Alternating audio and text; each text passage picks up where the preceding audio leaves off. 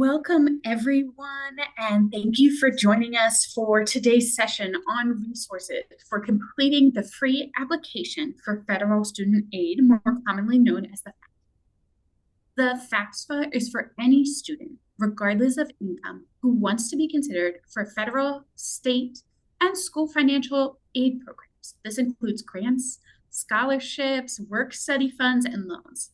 Some states and colleges also use information from the FAFSA form to determine your eligibility for their grants, scholarships, and loans. And so today, we'll explore a wide variety of resources that can help you in supporting youth through this process.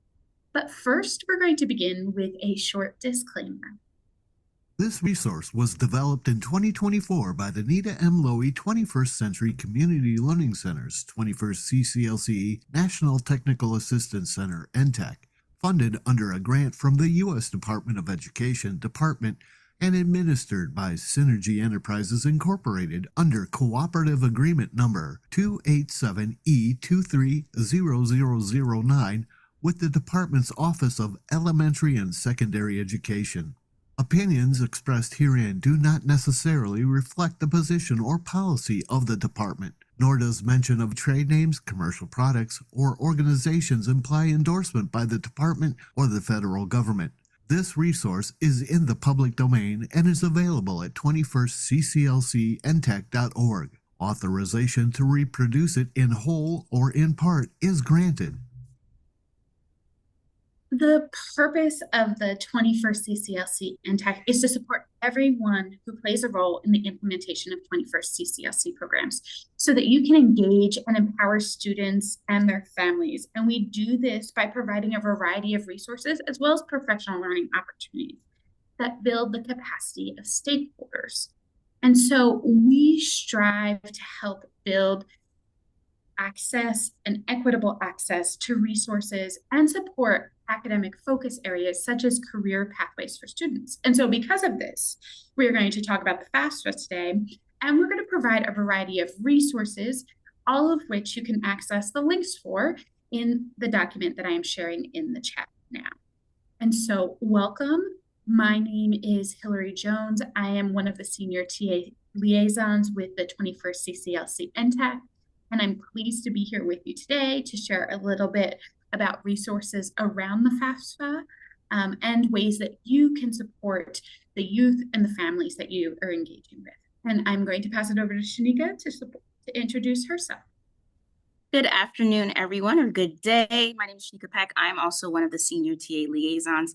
I'm really excited about today's resources because a lot of these resources are resources I wish I had as a first generation college student, especially when it came to helping my mom understand which documents I really needed to fill out that information. So like what Hillary mentioned, we are definitely going to share some resources that are beneficial to students, families, and also to support your program in terms of how you can implement those family engagement opportunities by leveraging FAFSA.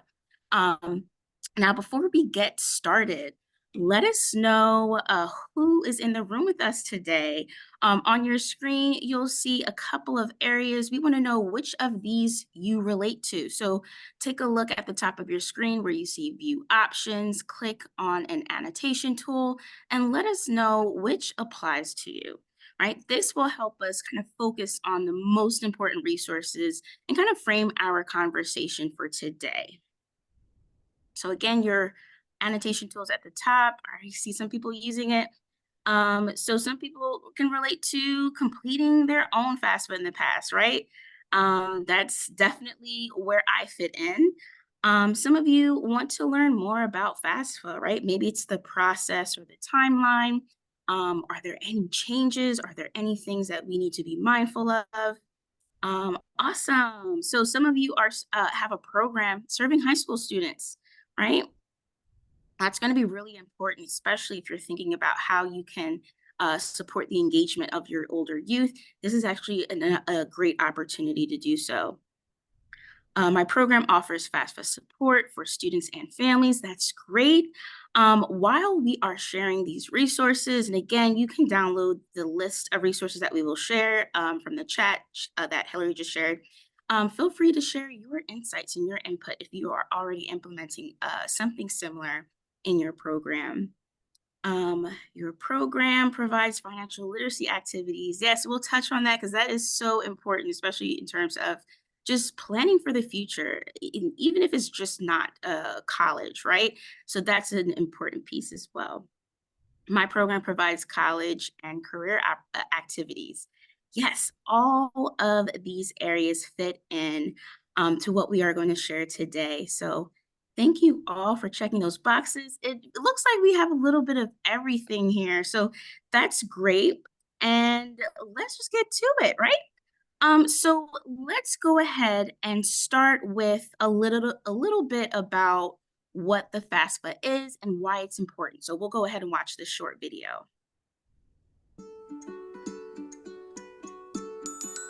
Hi, I'm Taylor, a college counselor here to answer your questions and help you on your financial aid journey. Wondering what FAFSA is and why it's important? The free application for federal student aid, known as the FAFSA form, is the application that students complete each year to receive student aid for college or career school. It's important that you fill out the FAFSA form too if you want to receive financial aid. The FAFSA form has a series of questions for you to answer, and it takes most people less than an hour to complete the form. The information you provide will be used to determine your eligibility for federal student aid, and many states will use your information to determine eligibility for state financial aid. This financial aid may include grants, scholarships, work-study funds, and student loans. When you complete the FAFSA form online, you can pick up to 20 schools to receive your information. Those schools will use the information to calculate how much student aid to offer you. Each school will send you an aid offer that details the types and amounts of aid available to you. Financial aid can help you and your family afford college or career school. Submit your FAFSA form to access the largest source of financial aid, federal student aid, as well as financial aid from your school and state. Make sure that you complete the form for every year you plan to attend school. You should submit it as early as possible on or after the day the form launches to meet state, school, and federal deadlines, and to be eligible for as much aid as possible. If you have more questions about the FAFSA process, visit studentaid.gov. Awesome. What a great short video.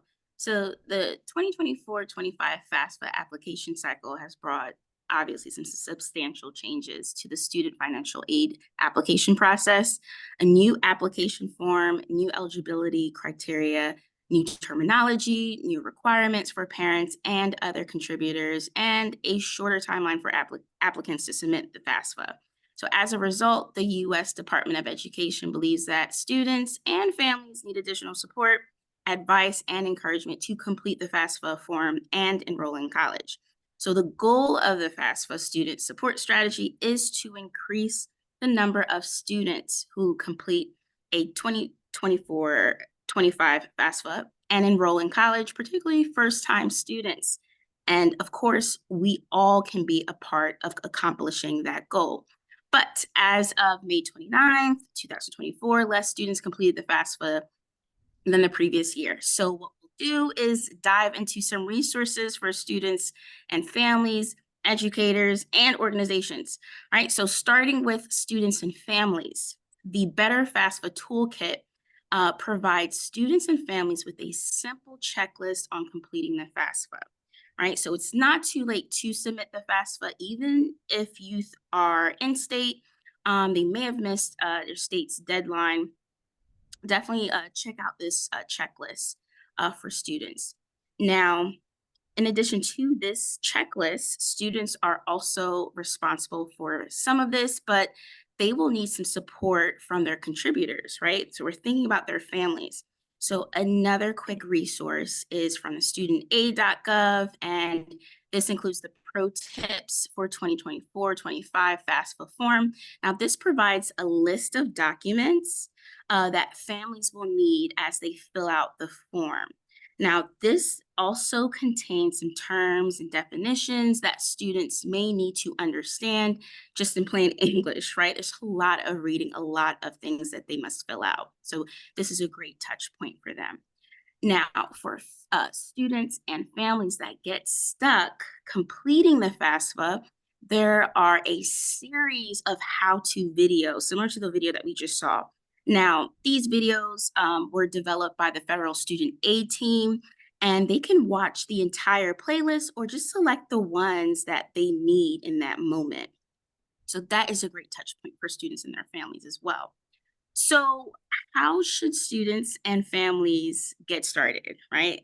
The first thing that they need to do is get a federal student aid ID. Make sure they write that down, right?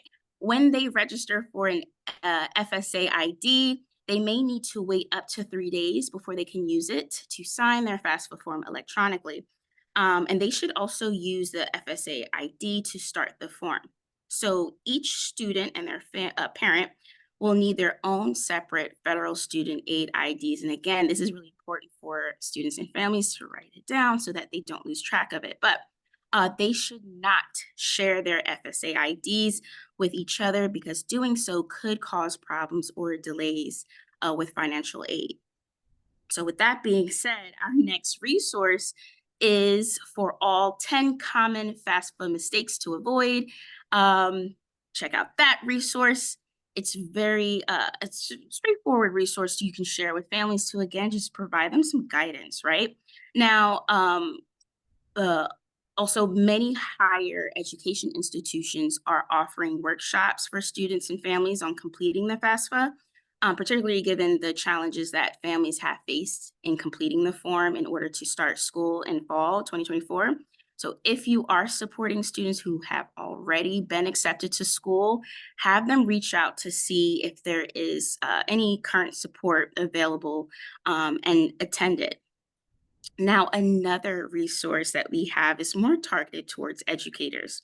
So the Educators and Counselors Toolkit provides some strategies that programs can use to support students and families as they complete the FAFSA. So this includes holding information sessions to help students and families understand the process and timeline for FAFSA submission.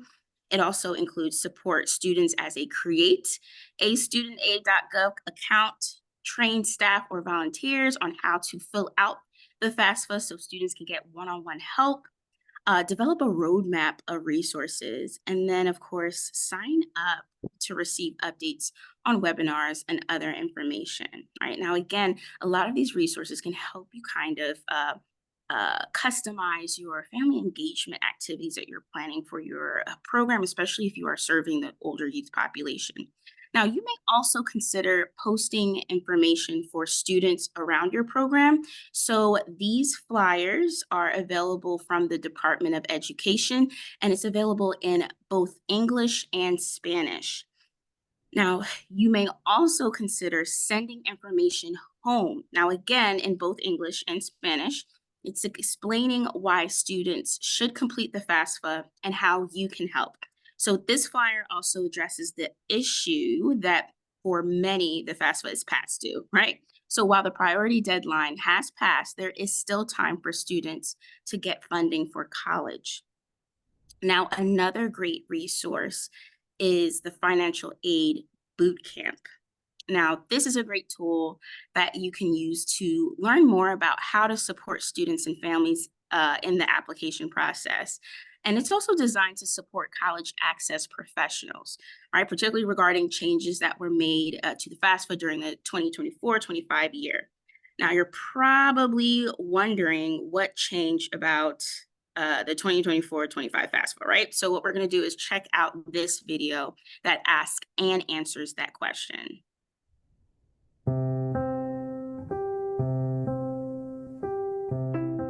Hi, I'm Taylor, a guidance counselor here to answer your questions and help you on your financial aid journey.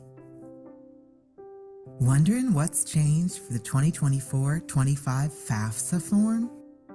There are 6 key changes coming to the FAFSA form and experience for 2024-25. 1. A spouse or step-parent may need to participate in your FAFSA form as a contributor. Contributor is a new term being introduced for the 2024-25 FAFSA form, and we'll go into more detail on what that means in our Who is a Contributor on the 2024-25 FAFSA form video. 2. Your federal tax information will now be transferred directly from the IRS into the form. This information will be used to determine your eligibility for federal student aid and shared with schools and state higher education agencies to prepare financial aid offers. 3.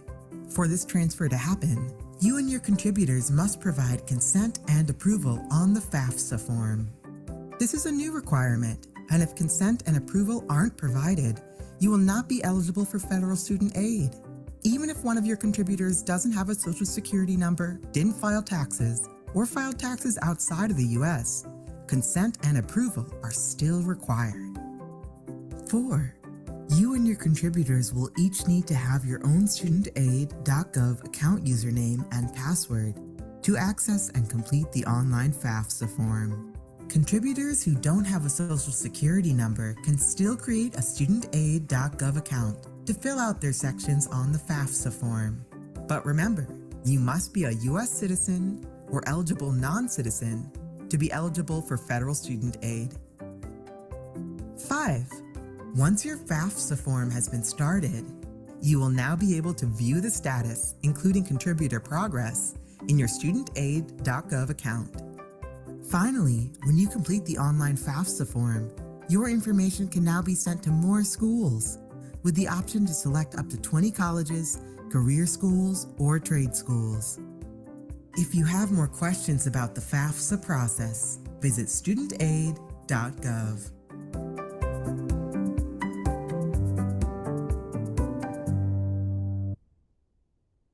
Awesome. So we talked about resources that can support students and families and educators. Now we're getting to the most juiciest part, right? Program support. So many programs would like to provide students and families with additional support and enrollment, but their ability to do this is limited because of the cost of this support. So right now, there are federal funds available to increase support for FAFSA submission through activities, such as expanding the availability of advisors, counselors, and coaches to support students and contributors through the FAFSA applications, including extended hours during evenings, weekends, and the summer weeks. It also includes posting recognition programs to incentivize cities and school districts to meet numeric targets for FAFSA submission, such as exceeding last year's rate. Hosting FAFSA submission clinics. This is something that a lot of you can do to support family engagement, right? Including through partnerships with schools and districts, of course, where appropriate. You can also focus on expanded data sharing intended to increase the completion of the 2024-25 FAFSA, communicating with parents to help them complete their portion of the form via text, phone calls, and video conferences in multiple languages as needed, and conducting outreach to students and families via phone calls, social media, text messages, emails, paid advertising campaigns, and of course, other means. Now, this is a quick form that you can complete. Again, this is pretty much free money to help support FAFSA application. And again, this can count towards your family engagement if you have certain requirements according to your state. Now, as you can see, there are lots of ways that you can engage in supporting students with completing the FAFSA. So if you are a CBO, you may be uniquely situated to engage with families through this process, helping build a bridge between what may be seen as an intimidating governmental process, particularly for families that may be mixed status. If you are a LEA or even located in one, families may perceive you as a part of the system that there is mistrust for. So consider working with organizations in your community that are safe spaces for families as they complete this process. Now, these organizations may include religious institutions and other local nonprofits. One specific piece of information is that for family members who don't have a social security number, they can complete the FAFSA, leaving that blank and manually enter the person's income and tax information. Now, this article from Youth Today provides more information about this and background on what happened during this FAFSA year to make this change happen. Now, if you are supporting students who are undocumented, Central Soul developed a toolkit on financial aid for undocumented students. Now, although undocumented students are not eligible for federal financial aid, they may still be able to obtain institutional or private scholarships offered. So, for example, by the universities themselves. Scholarships from private academic institutions may be available to those applicants who complete the admission process and may be awarded based on academic merit, not financial need. Now, other programs may consider hosting an event about the FAFSA. So you plan your presentation and use handouts that are already developed and provided by Federal Student Aid. That includes handouts, the PowerPoints, and all that great stuff. They develop these slides and handouts on a variety of topics. Some of them include finding money for college or career school, or rolling out the FAFSA, and responsible student loan borrowing, which is really important. Or you can request that a federal student aid representative attend your event and talk to your students and families about financial aid, the FAFSA process, or loan repayment. Now, you can complete this short outreach event request form to see if anyone can attend your event. Some of your students may have already received financial aid awards, but the work doesn't end there. As the letters arrive, there are still challenges that many students may face in decoding the cost of college. So the U.S. Department of Education offers this annotated college financing plan, which kind of looks like a credit card statement, right? That families can use to help identify the scholarships, grants, loan options, and work options, as well as other financial aid options and what families will be expected to pay. Now, there is also a blank template that families can use to break apart and better understand those expenses. Now, for more details on how to understand this tool, the U.S. Department of Education also developed this technical guide that explains in plain English what the information in each section of the college financing plan is, and includes a glossary that defines terms that may be unfamiliar, such as direct subsidized loan or origination fees or parent plus loan. However, you approach reviewing the college financial plan, financing plan, it is important for students and families to understand their obligation and the difference in the costs of institution that they have applied for. Now, if you are interested in doing more than simply supporting your students and families in completing the FAFSA, definitely consider these two courses from the Y4Y archive. Career pathways can help students prepare for tomorrow's careers. It starts with knowing themselves and their options, exploring possibilities, and knowing what's required for college and career success.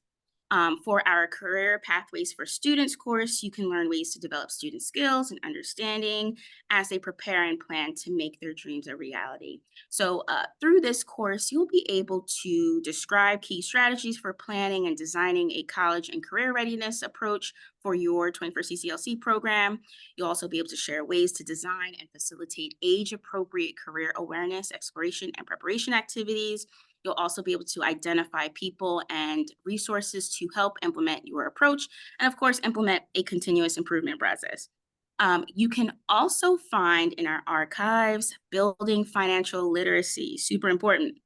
Now, this is a click and go that provides resources that can help you understand and apply 5 financial literacy concept categories to student activities and understand the guiding principles for designing financial literacy activities for family members. So this isn't just for our older youth, this is for all youth, right? It's never too young to start. Now, financial literacy impacts several student needs beyond money management and sound financial decision-making, right? And can include many topics related to student loans, grants, and funding. Because financial education is rooted in real life scenarios, students develop essential 21st century skills while learning important concepts that will transfer into their adult lives. So introducing financial literacy can also help fulfill your program's goals in areas like family engagement and community interaction. So families might become more engaged if you provide training for them to assist youth in developing skills at home. And caregivers can also advance their own knowledge through workshops and connections with local financial institutions. So financial literacy isn't a one-time or seasonal activity. We can support our youth and families with this work year-round. Now, another resource I definitely want to take some time to highlight is for stakeholders, right? So that said, no matter what your role is, you should bookmark this page to continue to stay up to date with changes, resources, and updates related to the 24-25 FAFSA form. This page also has ways to reach out via email or phone to receive technical assistance with FAFSA submission. So that was a lot of resources that we shared with you today. Now, what we'll do just really quickly is just share a quick poll with you just so that we can understand if what we shared today was helpful, and of course, give us some feedback. Now, while we've covered a ton of resources, there is much, much more available on our website. So don't forget to head over to 21stcclcntac.org, or you can reach out to us with any questions at info@21stcclcntac.org. You can also stay informed about what is going on by signing up for our newsletter. We have that QR code up on the screen for you. You can also follow us on X or LinkedIn to see what we are up to and what we are talking about. So please take some time to take a look at that. If you haven't already done so, please complete the poll that popped up on your screen and let us know about your experience during the session today. Also, be sure to check out our newsletter. I mentioned this before, the NTAC Messenger, for a variety of other resources and content. If you haven't already done so, definitely subscribe by clicking the link that we'll share in the chat. Or you can scan that QR code that you see on your screen. Now, I do remember a few of you are already implementing some activities or initiatives around FAFSA. If you would like to share those things, please feel free to drop it in the chat. Other than that, it's been a pleasure. We have a couple of minutes, so it's definitely enough time for us to share a few more items. Again, don't forget to fill out that poll, and if you haven't already done so, sign up for our newsletter so that you can stay up to date on what we have to share to support your programs.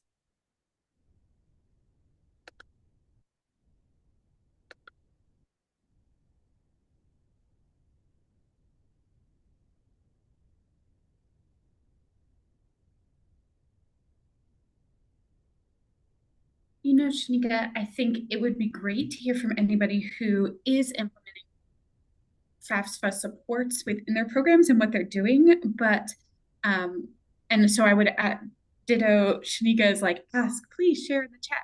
This is a space and a place where we want people to be able to learn from each other, to hear from each other. But I think one of the things that I'd also point out is that anything that you can do to support young people in their figuring out what comes next after high school is an important part of this. And one of the things that includes is even just talking about whether they've completed the FAFSA, whether they've taken it, whether they've considered it as a resource for them. And I think just having side conversations with youth, even if you don't have the capacity to do a FAFSA specific program, is a huge first step. And so we'd encourage you to do anything that you can to support young people and grab some of these resources that we'll share one more time for anybody who didn't get them on the first round, and explore them so that you can access all of the things that we popped on your screen real quickly during the session, right?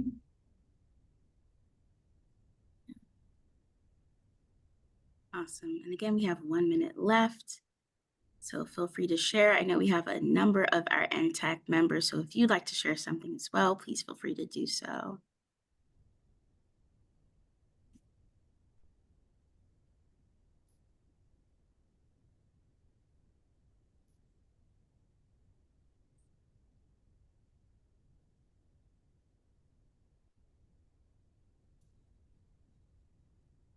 right.